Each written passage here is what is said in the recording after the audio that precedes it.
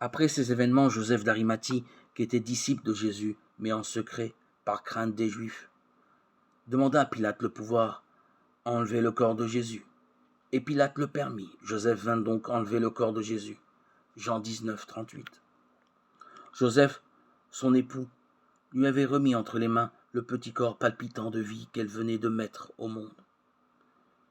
Et voici qu'un autre Joseph lui tendait maintenant le cadavre de son fils. Ève avait cueilli sur l'arbre du jardin le fruit pervers du péché, et voici que Marie recueillait le fruit béni de ses entrailles, descendu de l'arbre de la croix.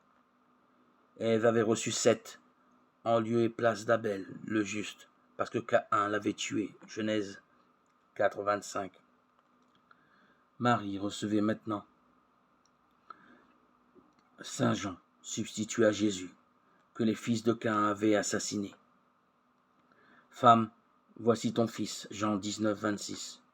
Cruel échange, remplacement monstrueux. Qui pouvait, l'aimable Jean, si prévenant et délicat, comme Jésus n'avait pas retenu jalousement le rang qu'il égalait à Dieu, Philippiens 2, 6.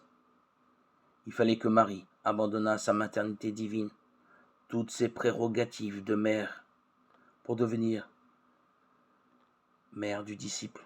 D'ailleurs, sur ses genoux, la tendre et douloureuse mère recevait son enfant. De Bethléem au Golgotha, elle achevait plutôt de le donner, car c'était là son rôle et son emploi. La chair exsangue ne servait de rien si ce n'était ni la chair ni le sang qui la faisait mère désormais, mais la foi pure, comme au jour de l'annonce qu'on lui fit. Et tandis qu'elle serrait le corps défunt contre son sein, elle méditait ces mots qu'elle avait gardés dans son cœur. Voici ma mère et mes frères, celui qui fait la volonté de Dieu.